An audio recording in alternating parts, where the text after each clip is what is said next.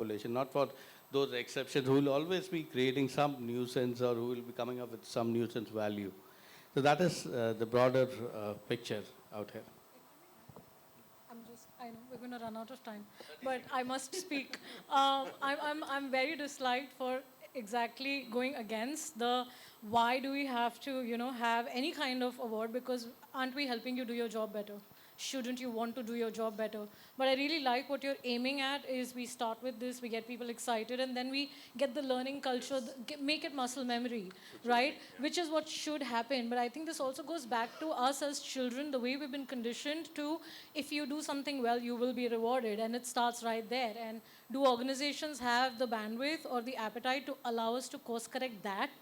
If that is allowed, then we can stop giving them Amazon vouchers and say, take your time, fail a year, don't do anything, then you will get it eventually. That this learning is designed to help you be better.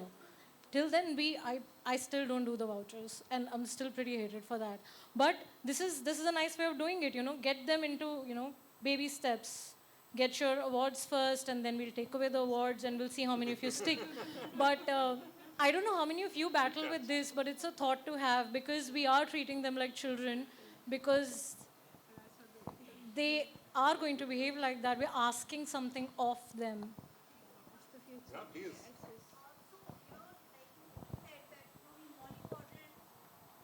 We mollycoddle our employees, and we kind of treat them like a herd. We design processes. I mean, the entire HR fraternity, the best of HR leaders are here. The word human resource, is it really relevant in today's time? While we are discussing that, shouldn't we moving towards calling our people as human capital and drive them from development to people excellence? They don't need development.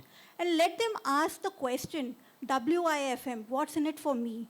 I think if we instill that kind of culture, we don't need an L&D department. They are developed human beings. They will do their own learning. And when it comes from them, we don't need to exist. Yeah, I think I would like to say in this, yes, perfectly. It's not human resource, it's human. And human have tremendous potential. It's an unlimited potential. They shouldn't be used as resources, but you got to really, they are like treasures, basically. Yeah. Now, another part is, this triggers one thought in me. I was speaking in one of the other places, is that if you look at the future of the work, do you think we're going to have L&D? I mean, any employer is going to think to train you is my job. You got to stay in the job, you train yourself, you be adept. Because if you really see the future of the work, if you see at a distance, a few years ahead, the companies, I see them very small. I see them only core people there. The rest of the work will be either AI, robots, or whatever you may see, okay? And people on contractual and what you say is gig economies and everything are there. So if you have a talent, you're doing it. That's all. My job is getting done. Okay, only very few core people who are there in the strategy, leadership, they are the people who would be needing some kind of, okay, you have this competency gap or something to develop, and they will do it on their own because they got to bloody survive in the business. So they'll do it. Rest of the training and all, I think we can talk these sessions for a few more years. Yeah. I would like to add here, what you said, what's in it for me is the most important thing. So I remember having compliance training, which is critical for us coming from banking. We used to invite them and we used to tell them, come join this training. It's important for us. You have to perform this. Nobody used to come. Then we changed the strategy and we said, we have an expert who works with all other NBFCs and banks, and he can tell you, and he can tell compliance department also if they are asking so many things from you.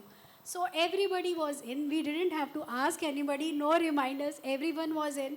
Then they asked this question, and the other person, the trainer, said, no, this is required, and you have to do it. But the point is, if you are giving them something which they really need, then definitely they would be there. Second example, we have been celebrating Men's Day for 4 years now. So every year we do something for them. And sometimes some L&D thought came that we should do some training for them. So we were like, what training? Nobody attends training anyway. But then we asked them, what do you want to learn? And they said, we want to learned grooming for men. So that was slightly different thought, but it came in. And we organized a session, 93% attendance. So yeah, what's in it for me is the most important thing. One, Just one point I wanted. As he said, see, main problem is the culture. You have to develop a culture, then only this thing. And second thing I always say, see, we listen to respond. We never listen to understand. So we have to develop that skill first. Listen to understand, not listen to respond. Yeah, very important one, aspect. one last point I'll make, sorry for this. When you leave home, what do you tell your family? That where are you going? When you leave home, what do you tell your family where you are going? What do you say? It's too personal. So when you leave home for work, let me be precise. When you leave home for work, what do you tell at home? What do you say? Where are you going? What do you say? More often than not, you say, I'm going for work, right? Kaam pe ja raha hu. Yes or no, right? So why I'm bringing this point? Batana nahi padta.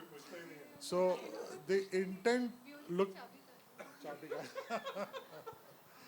So why I'm bringing this point is, look at the intent of everyone, that when they're leaving home, they're going with the intent that they're going to work. But we still tend to stereotype people कि ये तो बेकार है, इसको निकाल दो, इसको काम नहीं आता, right? But the intent of the person is right. As L&D professional, our job is to tap this intent and see if you can really do something about that. Stop managers stereotyping people. There's difference between a person and a performance of a person. If you can learn to make that difference, then L&D can really do the job nice. Concluded in one sentence, if I may. Yeah, I am Riddhi. We can conclude this by saying that artificial intelligence can. Thank you. Artificial intelligence will be there forever, but then it will never take over emotional intelligence. And L&D comes with this emotional intelligence. So, ma'am, I'm sure that L&D will be there. The business is there for many years. L&D will not go anywhere because we have that emotional intelligence. I also resonate with Mr. Ravi Hebnani's point when he was discussing about that communication part. Since I am a communication skills trainer and I'm doing my PhD also in that, so we have come across a few clients, those who feel that gap to hai, but they are very like used to hear these terms, communication skills, leadership. These are very cliched terms. I'm sure you also believe in that. So what we at Ariana as a team did, we retermed every training. So for goal setting, if they come that we have a gap ki nahi ho pa raha hai kam, we retermed goal setting as vision engineering, visioneering. So vision plus engineering. So what I believe we can conclude what was I saying, I can conclude that we can just reterm everything and we can meet the objective. So even if it's communication or leadership or any other part of the training. Thank you. Calling communication skill as the training, I'm just telling you because I did that. The speech that made Obama the president, we use this term. Oh. Our communication skill training is known as this. Oh. There are many influencing, assertive, depends on the objective. Do we have more time? Sorry. Thank No, you so but, much for listening to us. what I liked about this panel discussion was involvement of the audience right from the beginning in the panel.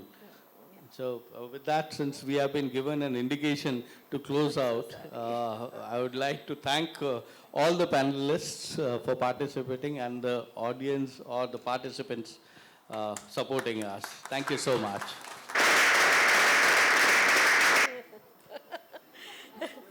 Thank you so much. This was a great discussion that we had.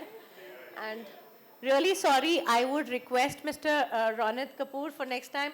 We should have half a day per panel. Please, we do that. So we call Mr. Ronit Kapoor to give the certificates as a token of appreciation. Mr. Ronit Kapoor on the dais, please.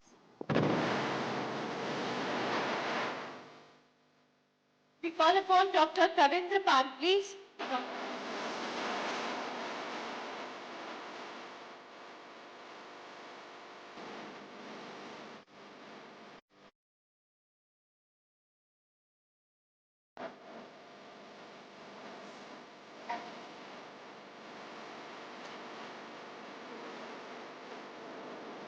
Miss Palak Singhal.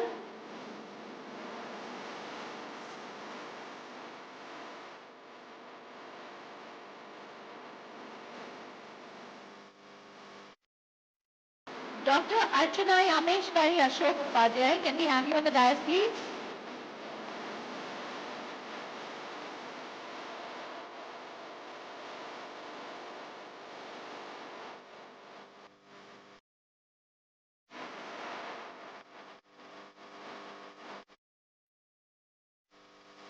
Mr. Ravi Hemnani.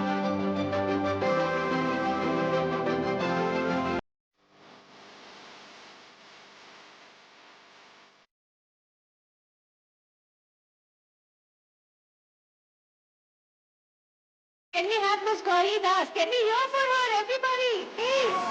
Thank you. Miss Gauri Das.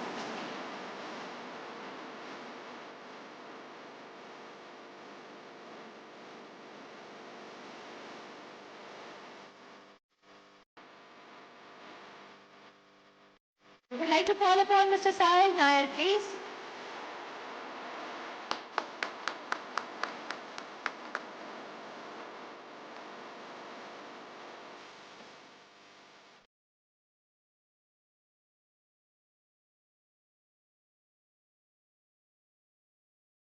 Can we have a group picture?